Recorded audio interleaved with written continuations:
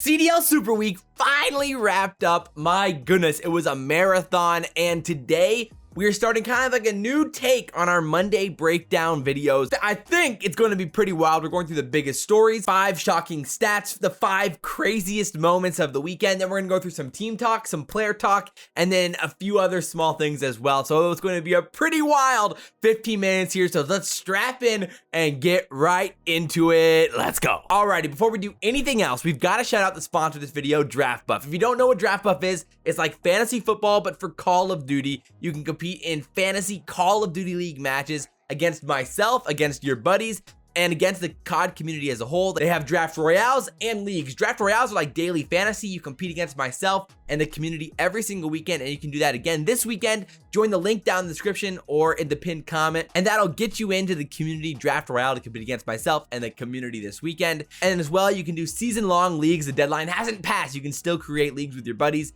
and still compete for the rest of the Call of Duty League season or other esports as well. So I highly recommend go checking out Draft Buff and joining the community draft royale down in the description to support myself, support the community, and Draft Buff is goated. I highly recommend it. So without further ado, let's get into talking some Call of Duty. Let's go. So there were some massive stories this weekend. Obviously, starting off with kind of like the roundhouse of defeats here inside of Group A with Dallas, and really just that whole group eating each other alive was absolutely crazy throughout the whole weekend. In the Group B side, you had Florida and Toronto going 1-4. What?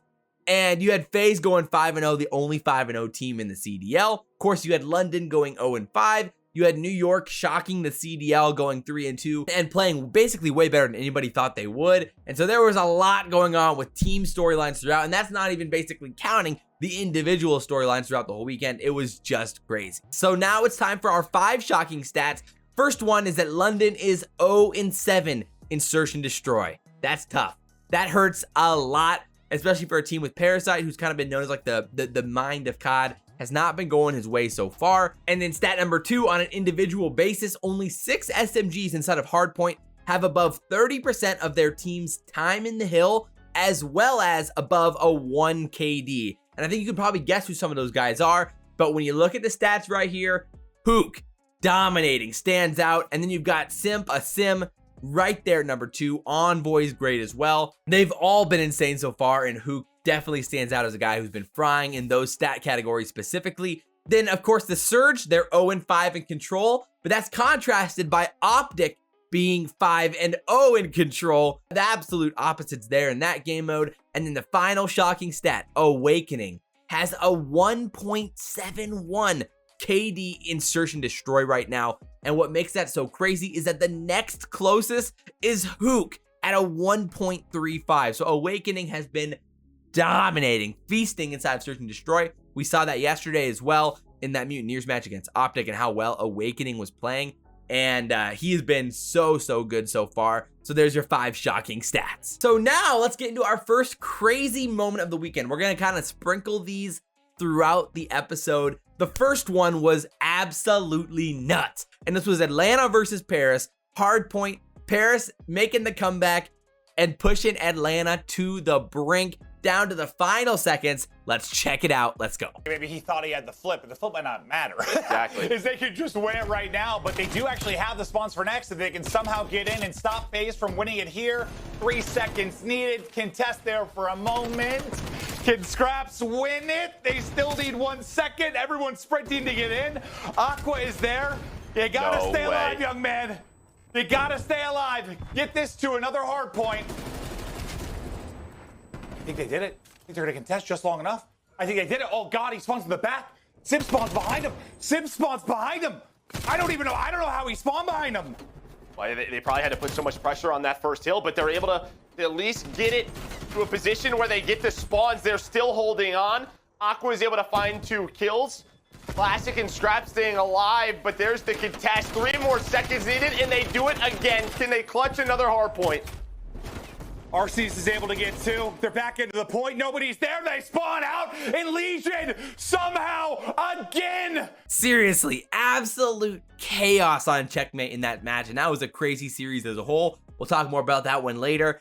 And now we get into our beginning of our team talks here. So we're going to go over the best team in the CDL, the team that has risen the most in power rankings, the team that has slid the most in power rankings, and one team that I guarantee will bounce back in the CDL. So with that said, best team in the CDL right now, pretty straightforward. It's gotta be Atlanta FaZe. They're 5-0 in their groups. They beat OpTic. They basically rolled through everybody, but there was some close ones. And obviously, like I said, the Paris match went down to the wire like you just saw, and there were some wild moments in there as a whole, but you've got to feel pretty good about Paris moving forward. We'll be talking a lot more about them and a lot of other teams that we don't talk about as much here in this video on the podcast tomorrow. Make sure to be on the lookout for that. But as a whole for Atlanta, even when Arcides wasn't playing good COD, which there was points at this weekend where he wasn't, they were still frying and looking really, really, really good. And it doesn't really feel like Atlanta's playing anywhere close to their potential right now. And they're 5-0. So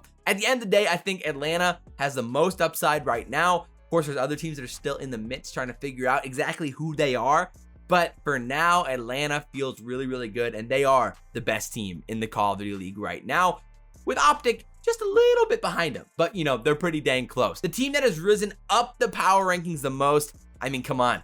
It's gotta be the Paris Legion, baby. On guard to the Paris Legion because they have looked awesome. And I gotta apologize because apparently I was criminally underrating Aqua, criminally underrating Classic, of course, Fire and Skrapz as well. I mean, as a whole, this team is really, really interesting. They're 2-3 with a 10-11 map count as a whole, so nothing like too impressive there. They've got wins against the Ultra and against LAG, and then they got kind of smoked in some other matches, so they've been pretty inconsistent as a whole, but I think we've seen some upside for this team. But really what surprised me the most was how good their hardpoint has been. They're currently 5-3 inside of hardpoint, and I really thought they'd be an S&D team, if anything, but that hasn't been the case. They're currently 2-6 in S&D, and so the upside for this team is really, really interesting moving forward. If they can start clicking in their S&D, maybe tick up their control game a little bit more to match their hardpoint game, Paris is a pretty interesting team. Definitely one you got to keep your eye on moving forward. They have for sure risen the most up the power rankings. Let's keep going. So now two teams that have slid down the power rankings the most. I mean, the first one,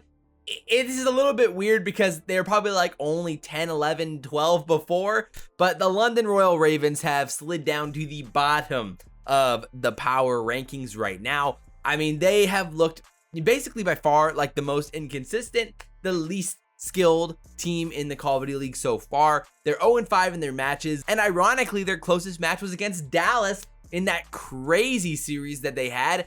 And so as a whole though, besides that one specific match, they just have some issues. There's some pacing issues there with Shawnee and Alex and Dylan, and I'm not exactly sure how to pinpoint it. It feels like Dylan's either playing way too fast and Alex isn't able to keep up with him, or like Shawnee's playing too slow and not playing with his SMGs well enough.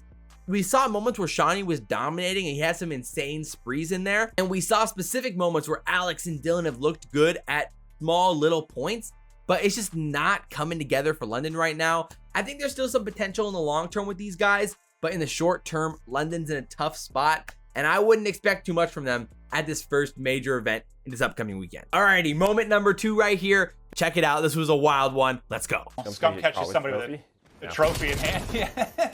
Now Formal will get set up to the Rock. He wins one, but pushing out back kitchen, I think, was Cammy once again being kind of the entry guy, but Formal simply too tall, too strong, too accurate. Winning gunfight after gunfight. The streak continues for Formal. I don't know if you want to challenge this man. He's on 5 in a row. The Rock has become his home as Formal goes off in basketball court locked down by OpTic. Yeesh, baby. Oh my goodness. He's nasty. Things you love to see. Obviously doing his thing with the 3-piece there. And then, of course, now the final team that I guarantee you will bounce back here. This is, I think, probably the safest answer out of all of them, but it really is what I believe. I do think that the Rokkr are going to be just fine. They've got to figure out their respawn right now. It's been tough. They just got to figure out their hardpoint, man. They're 2-5 in hardpoint, which hasn't been pretty. Of course, they got 3-0'd by New York, which was absolutely insane and pretty mind-blowing at the time. But there's just a lot of inconsistencies with this team.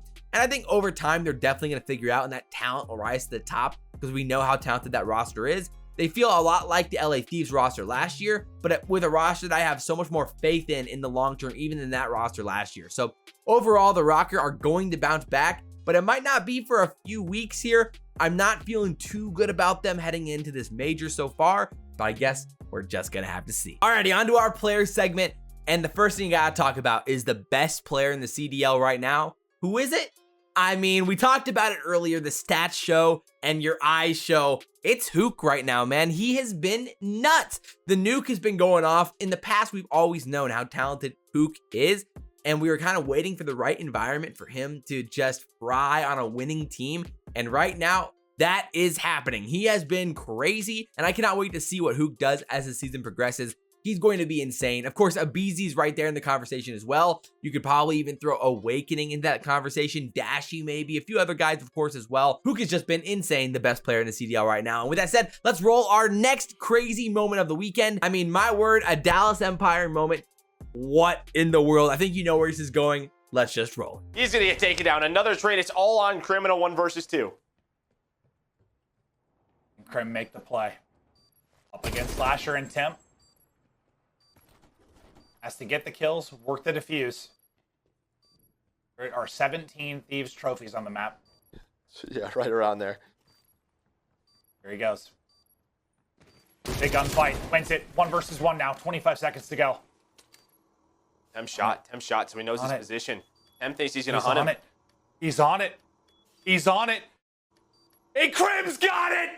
He sticks it, and Empire win the map to go up 2-0. Crim clutches up. Oh my goodness. Come on, man. Yo, you've got to check the bomb, dude. I cannot believe it. I was losing my mind. If you were there for the watch party while during the stream yesterday, I was losing my mind when that happened. And just an absolute insane moment in clutch from Crim there to make it happen. Ice in his veins. So now, as for a few players who rose the most in the player tier rankings this weekend, I mean, there's 3 that definitely stand out. We've already talked about them. I mean, Asim, he has been awesome for New York. And again, as a team, New York has risen up the rankings. And as for Asim, he's skyrocketed up the rankings. He has been awesome. And Aqua, same thing. He was, you know, pretty close to the bottom of my rankings before, but he has been an awesome surprise for Paris, just frying, and he's been skyrocketing. And I think Tej as well has been very good for the LA Thieves, and a guy who definitely was, you know, on that bottom third, but now he's moving up and finding his way up as well. Definitely guys who have been doing very well. And then as for a player who maybe slid down the rankings the most this weekend, one that came to mind was Dylan. Dylan definitely has been disappointing so far, and I would love to see Dylan start frying, man. He was so fun to watch back in BO4, and of course he had his moments throughout Modern Warfare where he was nuts, just bodying kids, specifically on Gunrunner. Like on Garrison, he had an awesome map, but it's just been really inconsistent. So moving forward, we gotta see that come to fruition for Dylan. But right now, he's moving down the list just a little bit in the overall tier rankings. Our 4th crazy, wildest moment of the weekend has got to go overall to the raid control New York versus Dallas. New York was going for the 3-0 on the Dallas Empire, and my word, did Dallas have some different plans. New York was up 20-10 in live count. Then in the final round, they had defense to win it. So I'm going to cut this up a little bit because there were some crazy moments throughout this. Let's check it out. Let's go. It's coming in. Clay hits the shots, hits the nade. Huke trying to get forward. Huke, though, does win, too. That's going to give him a shot. Now most people are coming off the spawn. Diamond, that's a big one-on-one. That is a gunfight that ILLeY wants back desperately. Yeah, he's just got to win that. You still have 2 players on it, though. Progress is being made. Crim went big. Now it's 3. They got to go. They got to get him off the point. They got to go. They got to go. It's about to finish. Someone's got to get onto the point. Someone's got to get there. They get there, but he wins the fight. They win the round. They were down 10 lives. 20 seconds to go now. Here they come onto the point. Diamond's got a finesse, trying to do his best. The 3 are going to go down. It's going to be all on Clay. Clay's got to go huge. He's going to get caught. Oh my God, ILLeY has been so massive in this round. Keep an eye on the clock. Keep an eye on the objective pressure. Crim trying to stay up. They find 2 more kills. Clay, though, in the mix on the other end of it. 3 are going to go down again. It's on a seam now. Second bit of progress is going to be done. Huke soars out. The point's almost done. Can they even get there? Empire has done it. Like, dude, it was just cooked up on a platter for New York to win that map and 3-0 the Dallas Empire multiple times. But then it comes all the way back, and then Dallas clutch up and a search and destroy in game 5, man. Oh, tragic stuff.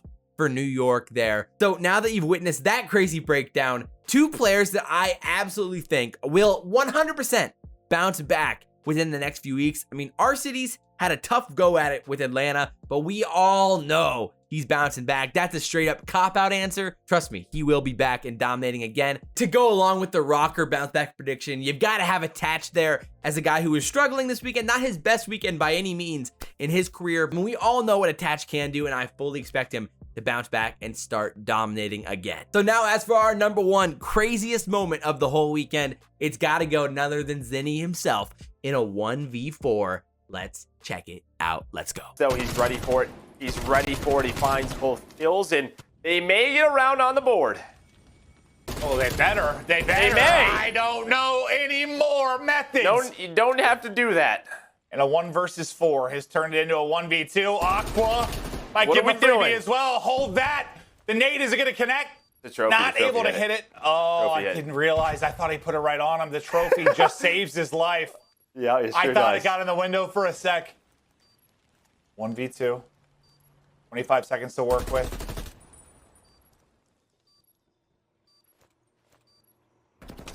Trying to spot. People on both sides. Wins the first. Tries to snap to the second. 15 seconds to go. 1 versus read it. 1. He spots him. Oh, he spots him. Methods! Methods 1v4. Oh, Zinni with the ice. And not only that, but it finishes off the 6-0. That is so tough. So tough there. As, you know, Toronto Ultra, such an inconsistent team. And I cannot wait to talk more about them on the podcast tomorrow because I have a lot of thoughts about them as a disappointment. But, man, I think Toronto's going to bounce back and they're going to be in a good spot as well. But they got a little bit more work to do to fix up a lot of small things, and that's what makes it really tough for them. But as a whole, man, that was a crazy moment. And as for our final few things here, the match that you have to go back and watch, you already saw the end of the first hardpoint, but you've got to go back and watch the Atlanta versus Paris series. Specifically, that first hardpoint, that search and destroy was crazy, and that series was just an absolutely insane one as a whole. Same thing goes for the Dallas versus New York series. Both of those two are absolutely worth watching as you're waiting for the Call of Duty League to kick back up again this weekend. And now we finally got our down bad moment of the week, and it goes to none other than Looney. Let's check it out. Let's go. Inside, it's tough to streak, but we know a lot more than they do. Obviously, we have X-ray, and that's not good. Oh no, man, the tragedy, dude. Oh, the 3-piece, incredible stuff. But my goodness, man, it was a crazy weekend as a whole. CDL Super Week. Again, shout out Draft Buff for supporting this episode. Links down in the description, top of the pinned comments to go check out and join the Draft Royale for this weekend for the first major of the Call of Duty League. And again, so much to talk about on the podcast tomorrow as well. Predictions and everything else for the upcoming week as well. So check that out. But as always, guys, like, comment, subscribe, share the video if you guys really enjoyed it. But as always, guys, I'm your boy, ILLeY, and guys, we will see you next time. I'm out.